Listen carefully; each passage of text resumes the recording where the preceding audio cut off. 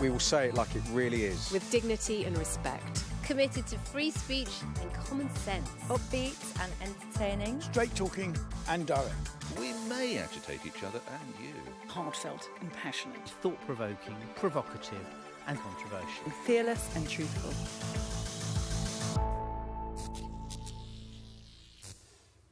Hello and welcome to The Pledge. This week, Adele revealed that she gets to the stage in a box. And not wanting to be outdone, here's The Pledge's very own Nick Ferrari presenting the Press Awards. Good evening and welcome to the Press Awards for 2016, celebrating the best of UK national journalism. All very slick, but that clip comes from the edited highlights. And due to The Pledge's considerable influence, we were able to source this uncut footage, which is a little bit more revealing.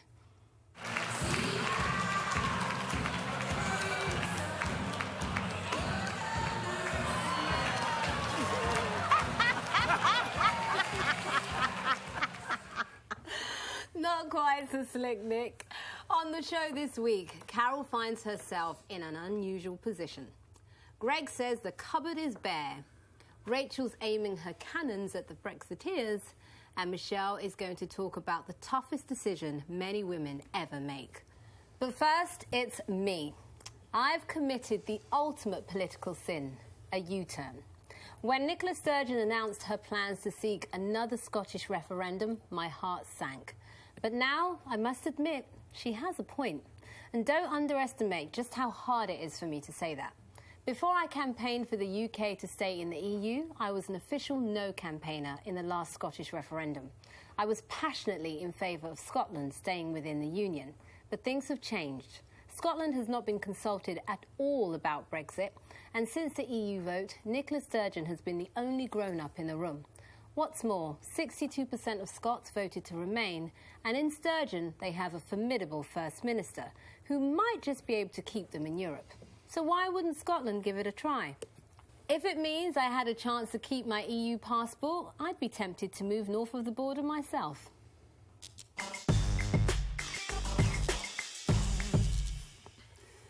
Now, you say that you think she's the only grown-up in the room. I think she's the most vindictive, irresponsible, traitorous, self-serving person in the room. So you like her then? She made that announcement. No, let me finish. She made that announcement on Monday. It was perfect timing for her because that's what I was going to say. Don't you think she's a brilliant politician? She used it to sabotage a critical moment in this country's history, which was the announcement that Article 50 was going to be triggered. And she did it for all the wrong reasons. She did it out of vanity. She did it out of ego. She did it out of her maniacal obsession for independence. She's been obsessed with independence since the age of 15. And I don't think she cares whether this is good for the Scottish people at this moment, because it isn't good for the Scottish people at the moment to leave the UK. Because, as we've heard this week, they've been told that if they want to get into the EU, it's probably going to be 10 years for them. There's 4 countries waiting to get in. Scotland isn't one of them. And she's been told that it could be 10 years before they get in there. So what is Scotland going to do? Going to exist in a limbo where it's neither part of the UK nor part of the EU? This is very bad at a time when Scotland is skint, and it is skint. No, but don't you think, number one, even you have to admit, she is a brilliant politician. That was a shrewd move. June, I used to think she was a brilliant politician. I actually think she's an unstable politician now, because I think... Are you serious? Yeah, I am, yeah. I think her obsession is so great. She was advised by a lot of her own party, by a lot of her own people, by a lot of other people, not to do this at this time. But she did it anyway, because she knows time is running out for her. Her popularity... Can I just penalty charge for Carol for calling Nicola Sturgeon unstable? It's the way people undermine women all the time by saying they're mad, they're unstable, they're on their period. I would say the same thing. OK. No, you're the one who's... Would you say Trump is unstable? Yes. Is Donald Trump unstable? Yes. But I think this decision is unstable. It's got nothing to do with whether she's male or female. I think it's got nothing to do with whether she's Carol. male or... And I think her obsession with independence is actually going to turn out to be bad for the Scottish people. Well, I don't think this is a good I disagree. Anyway, Greg, you make your point, then I'll say what I was going to say. I agree with you. I think... I probably, if I'd been a Scot, would have voted for independence last time. Would you really? Yeah. Would you? Why? Because I think smaller political units are more effective than bigger political units, basically. Okay. what interests me here is if they go ahead... Where's the evidence for that? Oh, because... well, what do you mean by evidence? Do you mean by smaller groupings can have more influence over what their society does? Now, you work... What the Scots always argued for, what the Scots Nats always argued for, was Scotland within Europe. Oh, right? yes. That's so what they part argued of a for. larger bloc. A country as part of a larger bloc. To Carol's point, they wouldn't be part of a larger bloc. Well, they could have the relationship that Norway's got, is what they're saying. What is interesting is that if they did that, if say, let's just theorise for a moment, let's assume they become part of Europe, it makes Brexit irrelevant, because certainly on parts of Brexit, the free movement of labour, how do you... This government's already struggling with Ireland. Yeah. How do you possibly control free movement of labour between Scotland and... you rebuild Hadrian's Wall and you get the Scots to pay for it if you feel... I think that what you're saying means that the difficulties are going to be so great, not just for the United Kingdom, but for Europe as a whole, and leading to a wave of secession from smaller countries, smaller groupings like, Catalonia or Flanders within Brussels. I think we've got a list of all the countries that would be waiting to break free as well. But are you basically saying that's wrong? Well, the thing is, Greg, the bigger picture here is, it's highly unlikely Europe would want independent Scotland to be part of the EU. Because just for that very reason, that Rachel's made, because the Spanish would not want to then start encouraging the sort of... What a way for the Europeans to put it to the British. This is the other point, though, and what I'm saying is why Theresa May shouldn't treat Nicola Sturgeon like a petulant child. She needs to take this very seriously, because this is exactly the same sort of thing that happened with the Eurosceptics. And look, in the end, they got their way. And so my point is...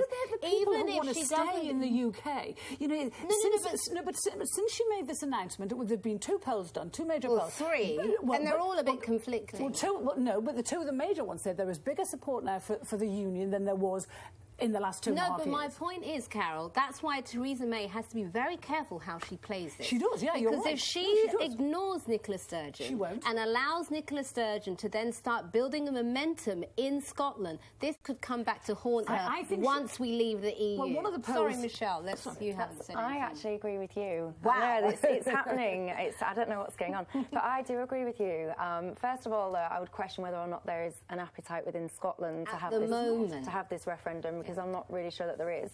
I don't think it's the right thing for them to be independent, but I would respect their decision to have the referendum, because I do think that the land has changed, since 2014, the last one. But I think it would be a mistake for them. I think that, to your point about the timing of this, I reviewed the newspapers on Tuesday morning. They should have been absolutely filled on the front pages with what had happened. Stole her fun. And I'm telling you now, pretty much every single front page and lots of the pages within it was just about Scotland and the referendum. And I had to sit there on television and say, guys, can we just remember that this is quite a significant thing that happened last night? Carol, 1 moment. Carol, 2 seconds. Carol, 1 minute, please. I have a clip of Nicola Sturgeon. In 2014, we didn't know that the UK would vote to leave the EU. Had we done so, it is likely that some, perhaps on both sides, would have come to a different decision. And in 2016, independence was not on the ballot paper. We cannot simply assume that because someone voted to remain in the EU, that they would vote yes for an independent Scotland.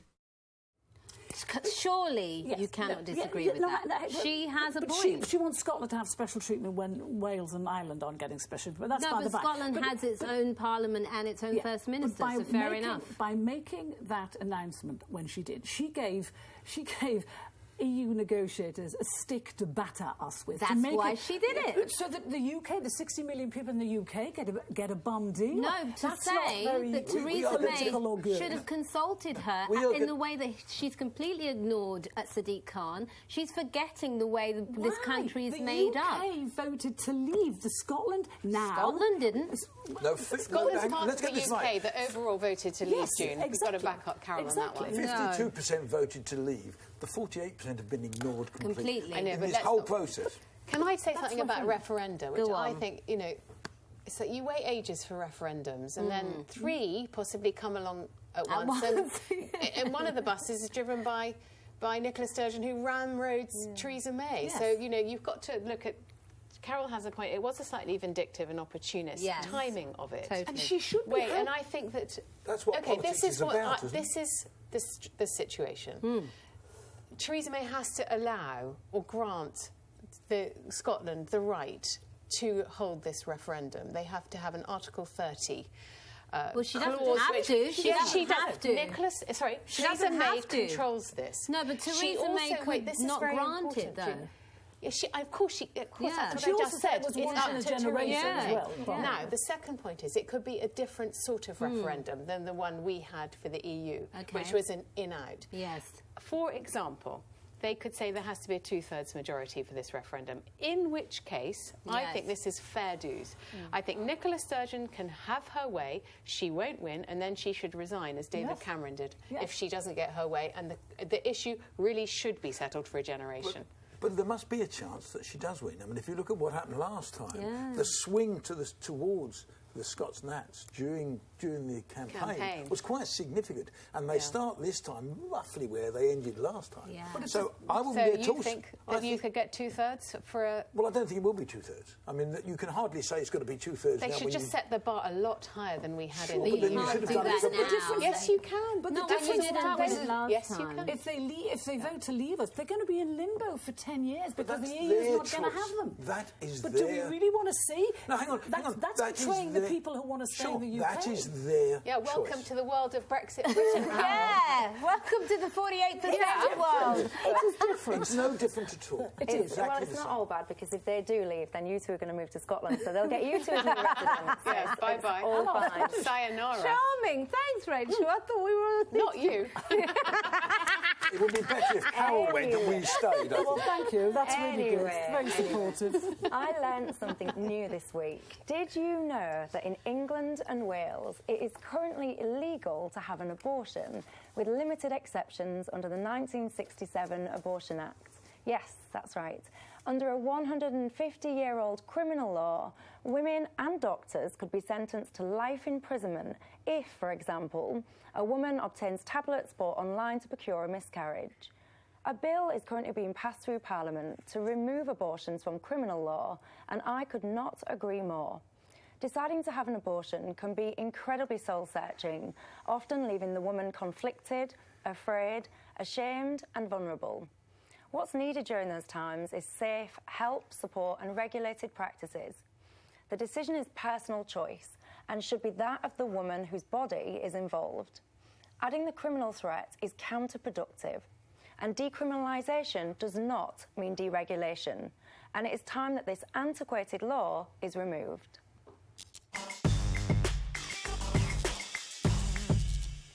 Hello. First of all, let me say I am 100% pro-choice, so let's get that out there. And I agree with you in that the law needs to be decriminalised, but my concern, and I think the issue with abortion is because it's become so politicised, we often forget it actually is a medical procedure, and it's a serious one.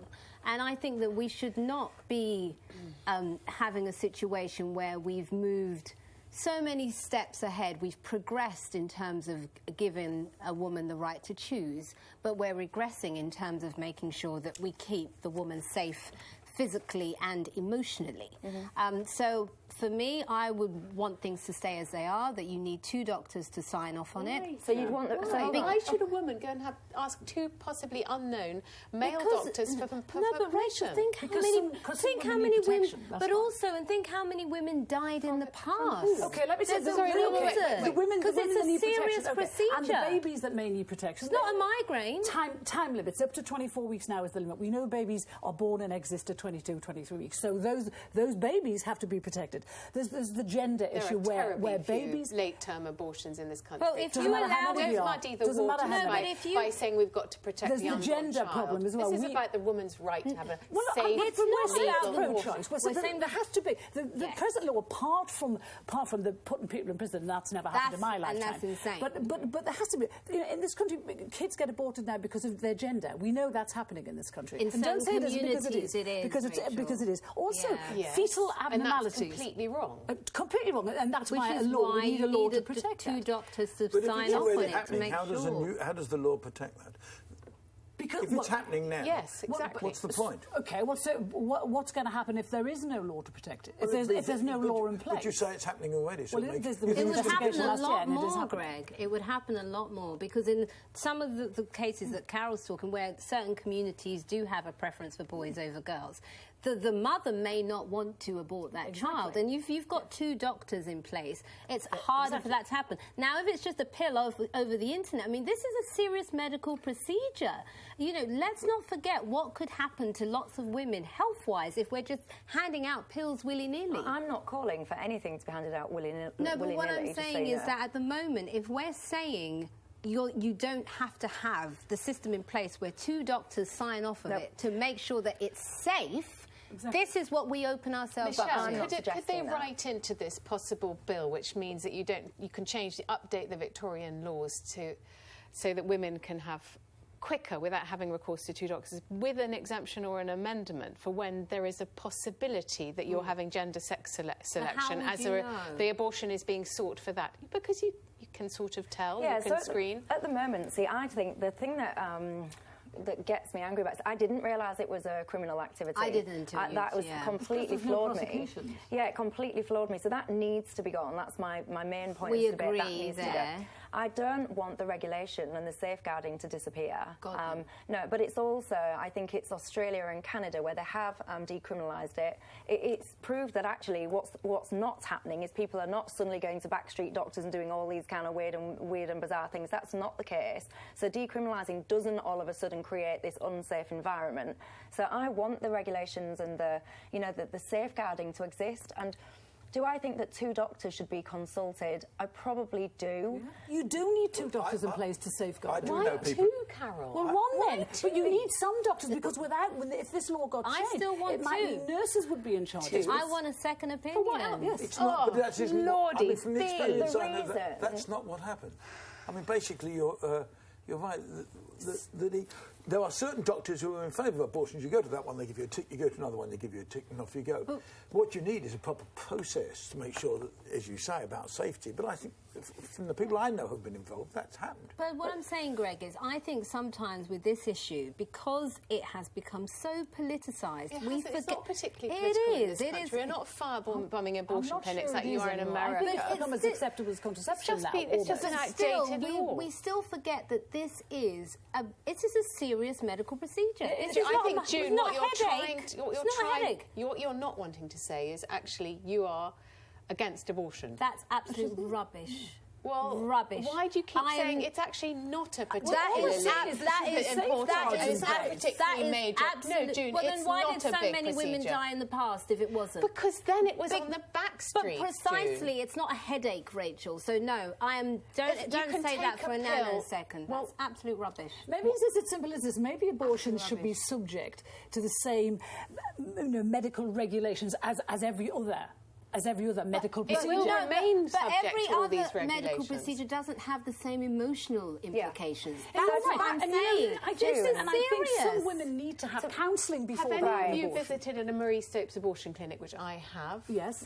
The care and the counselling, admittedly this is a private service, is second to none. Apart from the scandal Ditto on the NHS. I've written about this. The real problem we have with abortion is the fact that Northern Ireland and the Republic of Ireland do not allow it. And women are flocking over here to our safe, safeguarded and compassionate abortion services. Both they can't access the NHS, but the private But that's ones. our point. Our system works, Rachel. I agree, our system works, but it we're kind of saying the same thing. I think that we're kind of in agreement. And to June's point, I do agree with you about these two doctor requirements. I think needlessly paternalistic. It makes it's like women have to go and ask men for permission to have control over. I agree, but Rachel, it's not only it's a Victorian law that dates when almost all doctors were male. But you've just asked me why I feel the way that I feel, and you didn't let me answer. The reason that I feel the way that I feel is that for some women, an abortion is an incredibly... So I've had an abortion, I don't mind admitting that,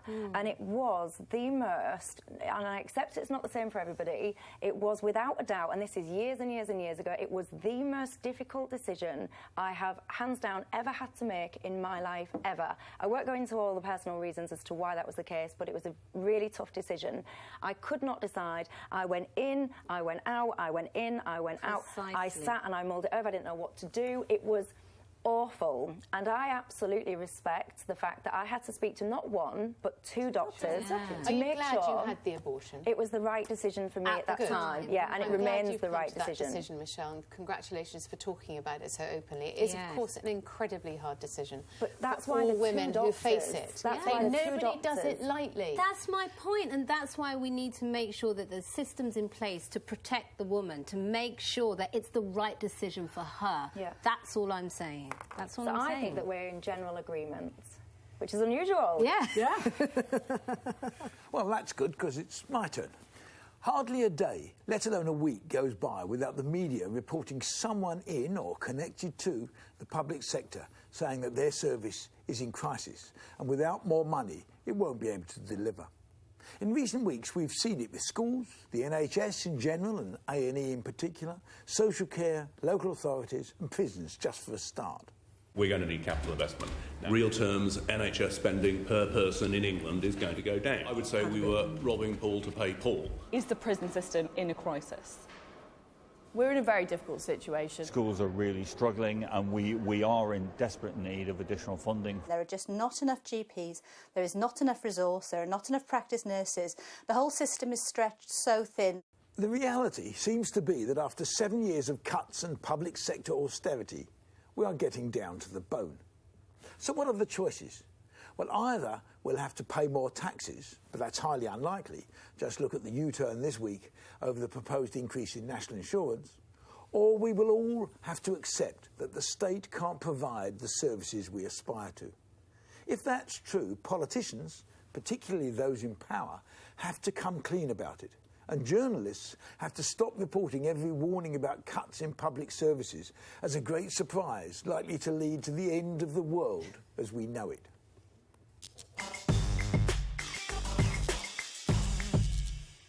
It's a great week to be talking about this, isn't it? With that U-turn, that screeching, embarrassing U-turn on NICs, on national insurance.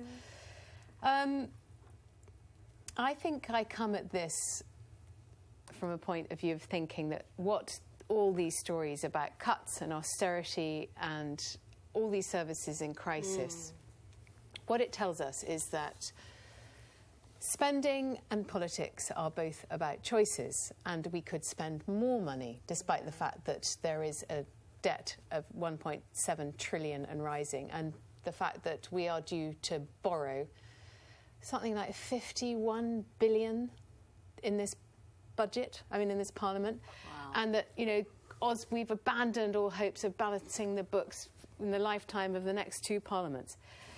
What I think is, and this is going to sound very lefty, is I genuinely think that we've got to pay more tax. I'm with you. And what we saw on yesterday was the fact that we wrote a manifesto. The Tories presented a manifesto in 2015 which stupidly committed the government, which could be in power for another 8 years or so, to not raising taxes. What a foolish commitment that was. And Philip Hammond should have ridden this one out and said, yes, we put this in the manifesto, but as, the landscape has changed, all our services are suffering, everyone's got to bite the bullet, we probably got to unify the tax system so it's not just NICs and income tax, we've got to roll it all together and everyone's got to step up. Yeah. I agree, but you see, what is interesting about what's happening this week, is where was the Labour Party? The Labour Party was nowhere. There is no opposition. No. It was a bunch of backbench MPs who have changed a policy which actually was quite fair. But that's not my wider point is this. Look, they are not going to increase taxes in this Parliament. They have to. They just have to. But they're not going to. And somehow it seems to me that every there's a public relations industry now. There are now more journalists working in public relations than there are actually working as proper journalists. And there's an industry that produces reports overnight, so they hit all the morning bulletins and all the morning papers to say, look, there's another big crisis. And no one asks the question, OK, so if that's what you're saying, this needs more money, where would you take it from? Where would you take it from? I've got the answer. I've got a really... $51 billion... No, I've got a really simple answer. I think... I always listen to you saying how much more tax you think that we should be paying. So you're obviously keen, and you two have just said that you agree that you'd pay more tax. Let's set up a voluntary tax code. People like you three that want to pay more tax, that feel able to pay more tax. Very clever, You three can voluntarily pay more tax. I'd like to volunteer for you to pay more tax. No, let me tell you Why wouldn't you pay more tax, Michelle? I will not pay a penny more tax. You're never going to get old or sick, are you? Let me explain, until I have been reassured that the tax that I currently pay is being effectively spent. How are you going to be reassured? Well, you would get qualified people to do a proper root and branch review of taxation that's received, where it's been spent, looking at wastage, looking at opportunities to make sure it's I've heard this made before, efficient. Michelle. It's not because we've got inefficient public services that we've got public services in crisis. It's because they don't have any money. Yes, but spend the money you've got properly first before you... So, by the way, I'm not against paying more tax if it's needed, but only if I'm convinced that it's needed. And just throwing money around all over the place and being inefficient with the money doesn't convince me. We've got an ageing population. What do we do with that? If that's the position and that's what you want, then when all these people stand up and different organisations come out and say, we've got to have more money, you've got to stand up and say, there is no more money. But Greg, we've always heard there isn't. We've got to grab here. We've always heard there's no more money. Look at this clip from Kinnock and Thatcher in 1990. Which of the reforms are going to provide books in libraries where there are no books? Are going to provide equipment in laboratories where there's no equipment? Which of the reforms are going to raise the morale of the teaching force? Stop the buildings crumbling? More money is being spent per pupil in real terms than ever before. There are more teachers in proportion to children than ever before. You see, it was ever this. There's never any money. But I think I don't object to people with money pay lots of money pay more tax. But I'm not entirely voluntarily. Sure. Well, no, even not voluntarily. Compulsorily. Even not voluntarily. But I'm not sure that just throwing money at problems is the solution. I think there are lots of our public services in this country need totally reorganised and restructuring. And just chucking money at the NHS, chucking money at the police, chucking money at schools isn't the answer, because people are resistant to change, and we see it in every area. Look at when Ian Duncan Smith tried to change welfare, when Theresa May tried to cut budgets of the cops. But then surely what Greg is saying is right. Then you need our politicians to actually just be honest. No, but the politicians aren't, because they use. If somebody says, I'm going to reorganise the cops, the opposition party will start screaming about it. But there is no opposition at the moment. Well, but they will start screaming about it, and they'll start saying this is not right. And but what we have to do, and it is about root and branch, is we've got to change the way our public services work. We have had 8 years where, I was involved as a chairman of one small public sector organisation where I think we took out 40% over that time. There have been massive cuts in lots of public sector organisations. The tragedy is it hasn't made any difference. The tragedy is that when the coalition government came in and said, look, what we're going to do is balance the books in 5 years, and then it became 10 years, and now it's 15 years, and does anybody believe they're going to balance them in 15 years? No. The truth is you need growth. You don't need, and that's why, or you need tax. And now I personally think I have no problem. Look, it's time we all paid some more tax. And those of us who are quite well off, but as Michelle says, if you're spending it in the right way, that's fine. You know, when the NHS started, I think the budget was like 480 million. Now it's 160 million. You've been a columnist and a journalist most of your life. Yes. I don't like to sell you this. I don't think you're able to judge whether it's being spent properly. Journalists are the last people. Journalists are the last people. Well, that's a stupid thing to say, right? Because a journalist is a person. I'm paying tax. No, all journalists pay tax. Everyone around this table pays tax. But they don't know about running anything, because they've never run anything. They just sit. And columnists are even worse, because they just sit and talk about things. You can insult me all you like, but journalists pay tax, and it's stupid to say. But don't you also think the other thing that's quite sort of concerning is the relationship between Theresa May and Philip Hammond? I don't know if that relates, because, you know, I am no fan of Cameron and Osborne, but they had a really good relationship that was solid to carry us through tough times.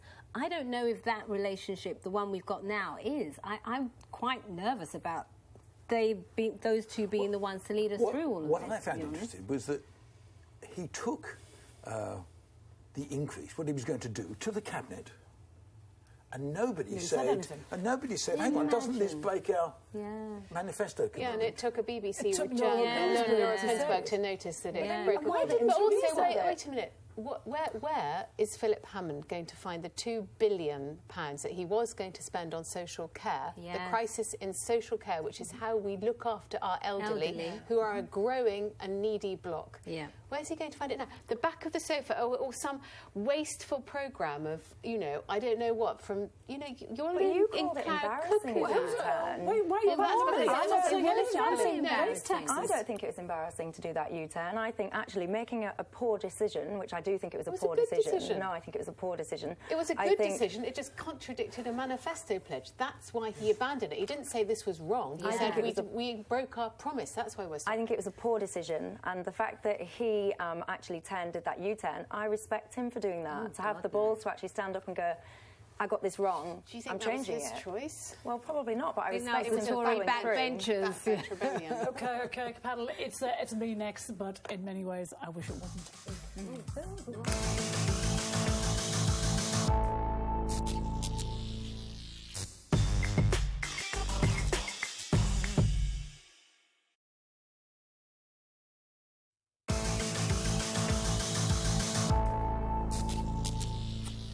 Okay, this week I find myself in an unusual position, and I don't like it. I find myself on the fence.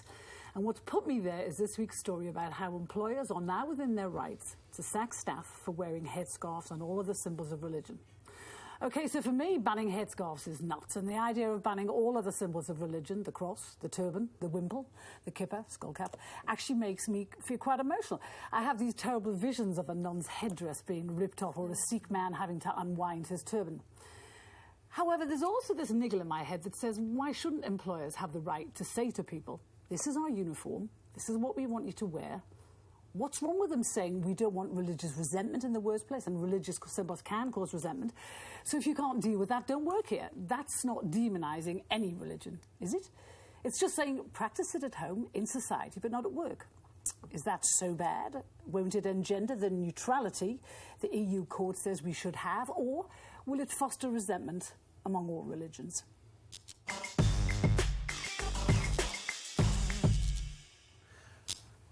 Carol, I'm a bit disturbed about where I find myself. With me, you mean? Because I think I might agree with you, and that I find very... so you're on the fence. Well, I'm beginning to wonder whether there's anything wrong with me now. So, yeah, I'm on the fence because I can't see really why someone should object to someone wearing, say, a headscarf at work. It seems to me, if that's what their religion requires of them, or that's what they think their religion requires of them, I don't find that offensive. I don't see any reason why someone shouldn't wear a cross if they wish to. I don't think it creates resentment personally. So I think what was interesting was looking at the reaction to that judgment, because the judgment basically is what the position is in Britain anyway.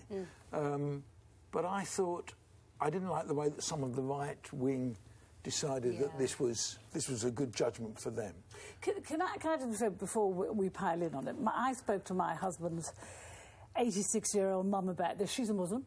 She's from Sarajevo. She lived through the war where Muslims were being slaughtered because of their religion. And she sees all that. And I asked her what she thought. And she said there shouldn't be any symbols of religion in the workplace. And I found that she's wiser than I will ever be. And I said, why? And she said, OK, so imagine you're in a small office. You have a guy in a skull cap sitting next to a Palestinian. Before they've ever spoken a word, there's a historic resentment there. However you cut it, there is. It might not be spoken, but it's there. When you're in a workplace with, Muslims and Sikhs, there is a historic resentment there. Isn't it better that if we all worked it? I mean, I can't decide. Isn't it better that we all work together, not knowing what God any of us worship? No, not at all. And especially, but as Greg and I were saying before, don't employers have the right to say, I don't want religion in the workplace because of the resentments, because of might even be unspoken resentments, but they'd be there nonetheless. Well, I think the thing is, the great thing about the workplace is actually it's in those environments that you're able to sort of bridge the divide. I think we have communities who may historically be at odds with each other, but actually when you're in a working environment and you have to work with someone on a team or whatever, that is how you're able to sort of get across those divisions. And I went to a very multicultural school where symbols of religion were allowed, and it was great. It fostered us, it enabled us to have conversations about those religions and why, those particular symbols were used. And I think at the end of the day, it actually helped to unify us. And the only other thing I would add to this, I think actually as an employer, if you do enact that sort of policy, you're missing out on possibly some really good talent, because there will be people who that is a deal breaker for, who will not join your company, and you know what? That's your loss. If we're talking about headscarves, and I have no objection or to any anyone symbol wearing of a headscarf, religion, I think it's nuts for people to object to that. But I do have, when I look at someone wearing the full burqa and the headdress, that does disturb me slightly. If you're working alongside someone whose face you can't see, how can you ever make a connection? You're talking about people making connections. How can you make a connection with someone whose head is covered and whose face you can't see? Do you think that's okay, wearing a full burqa, for example? Well, to me, it's not about whether or not I think it's okay. It's a case of, as with anything, when you understand why someone feels the need to do that, I think you look at it differently. You sort of develop some more compassion. Why do women in this country, it's not for me, in this Western free country, why do they feel the need to cover their faces and wear cages on their faces? I don't understand that. And I would find... But that's their choice. Yeah. Well, that's their choice. That's their choice. I mean, what interests me in the workplace is things... If you have two people from Northern Ireland and you introduce them, the first question they ask, What side? Which school did you go to? There you go. Because from the moment they know which school they went to, they know whether they're Catholic or Protestant. Yeah. So I agree with you. I think actually have these discussions in the workplace, because these are people who are friends, maybe. Yes, and the people you like. But are we sort of slightly ignoring the elephant in the room, which is that this isn't about let's say, June wearing a cross, which I think you've worn before, and let's say this was banned in the workplace, then you wouldn't be able to wear that to Sky. Yeah. It's a way of anti-Muslim prejudice in the workplace. And then, of course, we've got all this other thing about how the employment...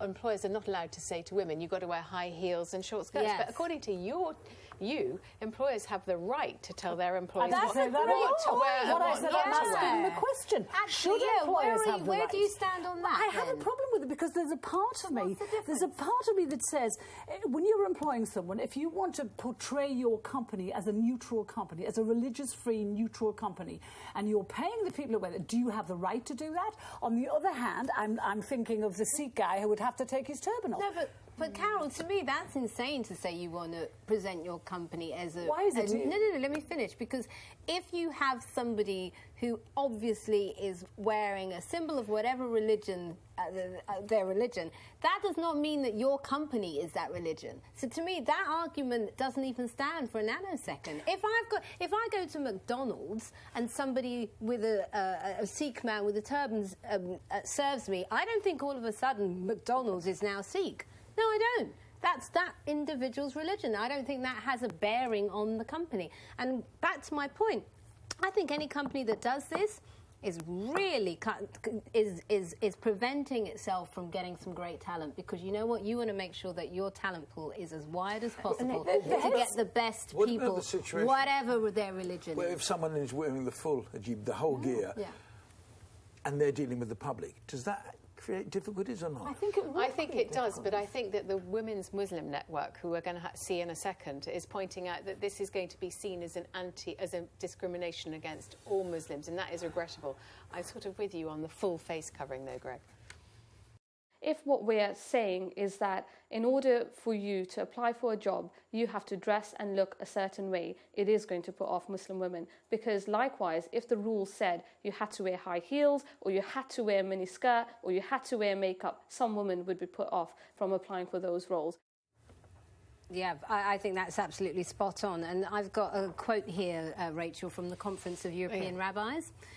And it says, with the rise of racially motivated incidents and today's decision, Europe is sending a clear message. Its faith communities are no longer welcome. Yeah. Right. Faith communities all welcome here. And after the break, I'm telling you why it's nuts that some in our government would just love a return to the days when Britannia ruled the waves.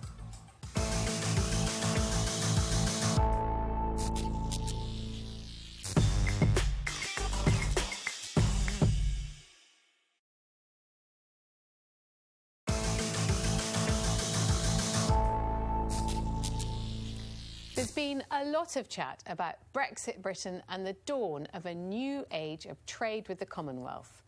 The Commonwealth is indeed marvellous. 52 countries, rapid growth and outpacing the Eurozone in terms of GDP. But the Brexiteers all have the light of distant horizons in their eyes, and the Foreign Secretary is even talking of a new yacht Britannia ruling the waves under the flag of global Britain. Reality check. Look at the map. Europe in blue is on our doorstep, and the Commonwealth in red is, well, thousands of miles away and scattered to the four winds. This talk of the UK entering another Elizabethan age is, I'm afraid, a smokescreen. Whitehall officials are already terming it Empire 2.0, and this feels like going backwards instead of forwards. Soon, no doubt, the International Trade Secretary, Liam Fox, will be setting sail for Mumbai in a wooden galleon, pennants flying, crying ho for the open seas. Very dashing. But we've already been able to trade with other countries, albeit as part of the EU. And cutting ourselves adrift from the bloc on our own doorstep is still an historic error. Yes, the Commonwealth is marvellous, but it won't begin to replace what we've voted to scrap.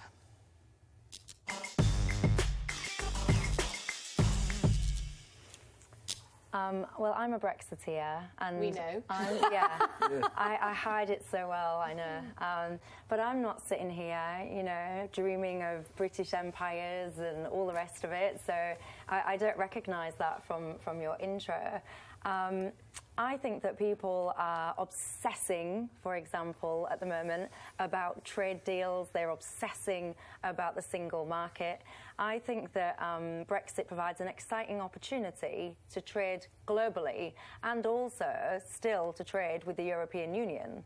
So no one's saying that we're not going to talk to the European Union and we're going to suddenly hit the European Union. It could be just a very hard Brexit where we're just on WTO rules, which means very high tariffs on a lot of our industries. And this is the thing, we don't know what the future's going to look like. And I just think there's so much negativity and just like, what's the word, pessimistic I'm view. not pessimistic, I'm a realist. I mean, the day after, Theresa May's first trip to the Commonwealth was to India. And I'm afraid that got off onto a very poor footing because they immediately run into ground over visas for Indians and students. And so it's actually not as easy as it looks, cutting a trade deal with a large economy, thousands of miles away. Without a trade deal, by the way. Rachel, well, I got a quote that I quite like, but Rachel, in your discussion, you talked about, about the Foreign Secretary. Well, you've got closer access to the Foreign Secretary than any of us. It's your brother. Why did you tell him this? Do you think I don't spend hours trying to explain all this? The logic of actually trading with a bloc on your doorstep rather than the ones that are thousands of miles away. And what's his response? Because you've got inside track. He just says, get with the programme. It's going to be beautiful. Brexit Britain is a beautiful thing. I love the British people. It's all beautiful. You're a whinging Ramona. So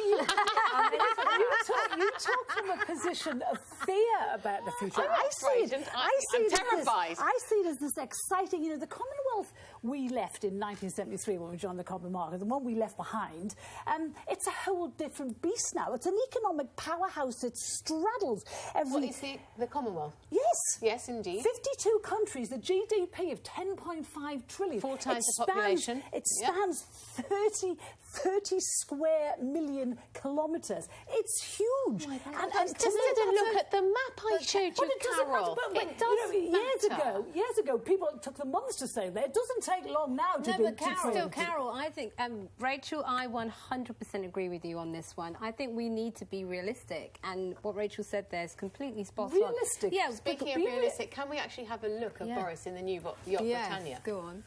And this cost a lot. We could barely afford this. Good luck.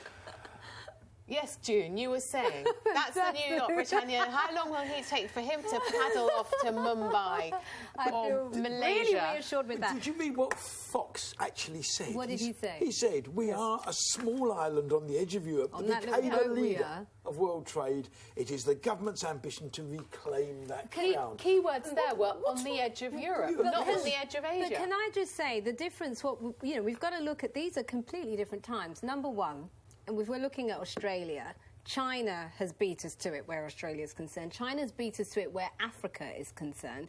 And Canada's got America and Mexico. So the thing is, it's all well and good saying, yes, we're going to now start trading with the former Commonwealth, but they have other options. Every country you mentioned this, they've said they want to trade with us. But not on the terms that we think we're going to get. You guys scoff at the empire. Anyone who believes that the nation, Britain, the nation... Newsflash. No. Newsflash. Thank God. Anyone who believes that this nation that built the biggest empire in history is going to be alone and friendless because we walk away from the EU. You're nuts! But you also mustn't forget the history. You mustn't forget the history behind the empire either. Because they have huge bonds with us. Well, there's a lot of pain that's also associated with that. So countries like Canada, Australia, New Zealand, those guys fought alongside ours in 2 world wars. Hang on a minute. I want to ask Michelle. Yes. You don't agree with this, do you? This sort of... What, you're a Brexiteer, but you don't believe this romantic illusion about what... It's not an illusion. No, I'm not asking you. I'm asking Michelle. I have an optimistic outlook. I think that 90% of the economic growth comes from outside of the European Union. I think we're doing less trade with the European Union.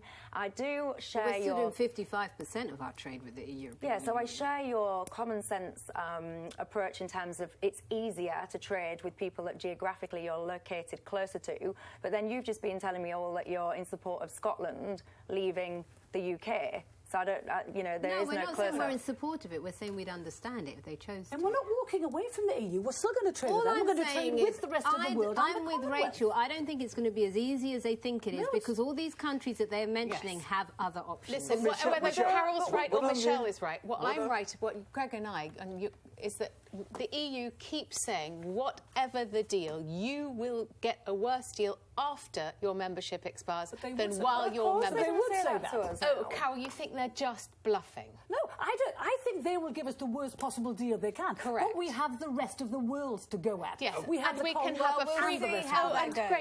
And we're going to have a free trade, free movement of people with, guess where? Australia. Just look at the globe sometimes. And the other 52 countries in the Commonwealth. Well, I go every year to Uganda. I sometimes go twice a year. I do a lot of work there. Do you have Ugandan discussions?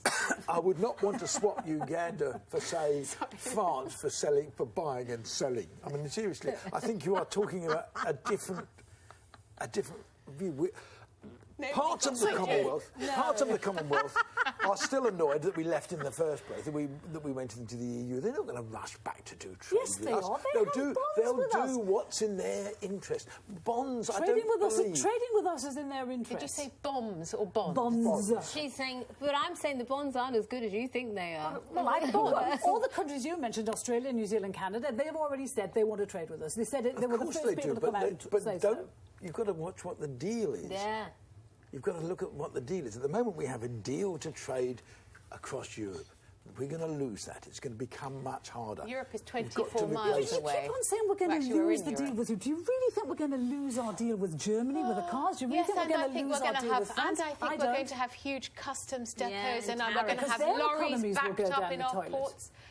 If they don't sell to us, their economies are going to go down the toilet. Why would they do that? Because they've got 20-odd other European countries to sell to. How about that? We haven't. Yeah, Romania, that's a huge market. Why don't we wait and see and try and proceed with optimism and positivity and entrepreneurial spirit and see what happens? That's my advice. And what happens when you're wrong? Well, I don't know. What happens? That's our best hope. But in any business, you work out and say, what are the chances of doing this? What are the chances of doing that? Well, as we saw, they haven't even done a review to see what happens. But what does being wrong mean? What do you think that we're going to be? David No, I think suddenly we will do far less trade, and we will therefore be in economic difficulties. That's the risk. You Brexiteers haven't done any economic modelling as to the future, whatever the deal. Yeah. And the trouble is, you Remainers don't know what's going to happen any more than we do. We're just saying we have hope for it. No one actually what we're saying but is I have huge hope. The risk is too great. That's what we're saying. The point. Yeah. Okay. But it's done and it's happened, so let's move on with positivity. Okay, and we've got to move on now because... No, you can't have another referendum. We're going to do the straight... We're doing Straight Talker of the Week award now. So, the party that convinced the country to leave the EU hasn't had a great time since the vote. The civil war at the top of UKIP continues with a claim this week from one of its biggest donors that he's had his membership suspended. Aaron Banks has called leader Paul Nuttall weak and promised to unseat Douglas Carswell, the party's only MP. UKIP says Mr Banks' membership has lapsed, but he has refused to go quietly, saying, apparently my comments about the party being run like a squash club committee and Mr Carswell have not gone down well. I now realise I was being unfair to squash clubs all over the UK, and I apologise to them. Now, that's the kind of straight talking we've come to expect from Mr Banks. What does the panel think? What do you think, Michelle? Oh, I think that's hilarious. You've got to love him, aren't you, to be fair? But yes, pretty shambolic. Priceless. Fantastic. Rachel? I don't think I can take another UKIP Mark II. That's what we're going to get. Well, yeah, but UKIP won. Yes. Basically, UKIP won. They did. Yes. They're not needed now. No. It's true. Yeah. It's true. And Douglas Carswell is going to be in trouble, isn't Not needed on Liam Fox's voyage. That's it from us this week. Tell us who you think won their debate and who needs to be put back in a box by getting in touch on Twitter and Facebook. See you all next week.